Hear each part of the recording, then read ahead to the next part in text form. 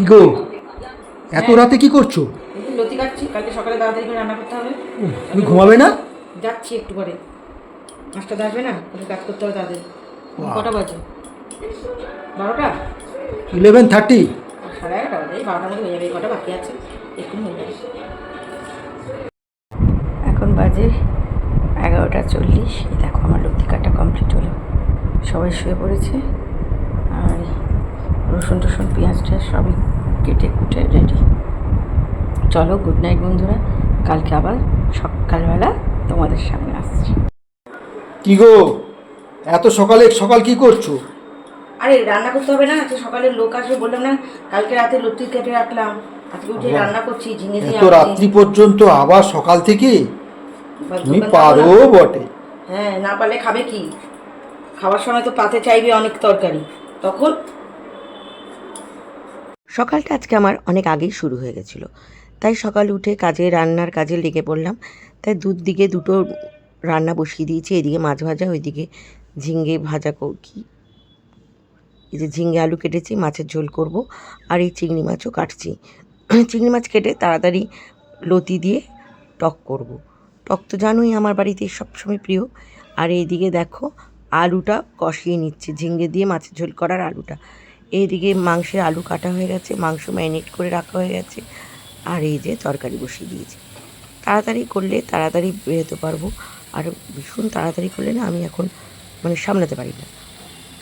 যাই হোক, মাছও ভাজা হয়ে গেছে, চিংড়ি মাছও কেটে ধুয়ে ভাজা করে নিয়েছি। আর বাকি আছে মাংসের মশলাটা করা। এটা করলে রেডি হয়ে যাবে, মোটামুটি আমি চলে যেতে পারবো। এই দেখো ব্যাগ ভর্তি করে আমি যাচ্ছি। আরে আমি যাচ্ছি না গো, ছাদে যাচ্ছি শুকা দিতে। তখন কর্তামশাই বললো আমি দিয়ে আসছি। রোদে বহু বছর দেওয়া হয়। কেমন একটা বাজে, পৌনে একটা বাজে ওয়েদারটা আবার মেঘলা মেঘলা হয়ে গেছে। চলো চলো চলো চলো চলো চলো চলো, আমার তো এই চলে এলাম টান টান করে পুজো দিয়ে খেতে। এখানে করেছিলাম লতির টকটা, তারপর করলাম এই যে ঝিঙে আলু দিয়ে মাছের ঝোল, রুই মাছের ঝোল, আর হচ্ছে মাটনটা, আর উচ্ছে আলু ভাতে দিয়েছিলাম। সব নিয়ে চলে গেলাম খাবার টেবিলে। খাওয়া দাওয়া কমপ্লিট। আর ছেলের জন্য রান্না করেছিলাম চাউমিন বিকেলে খাওয়ার জন্য। চলো একটু রেস্ট নিয়ে নেবো, খাওয়া তো হলো, তার না হলে আমার একটু শরীরটা খারাপ লাগে।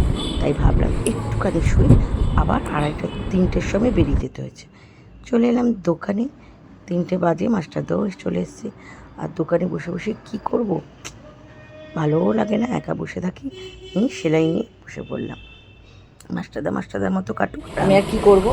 ফ্যানটাকে ঘুরিয়ে এই যে আমি এখানটা বসে ওখানটা ভীষণ রোদ, মুখে রোদ পড়ছে, সেই জন্য এখানটা বসে আছি।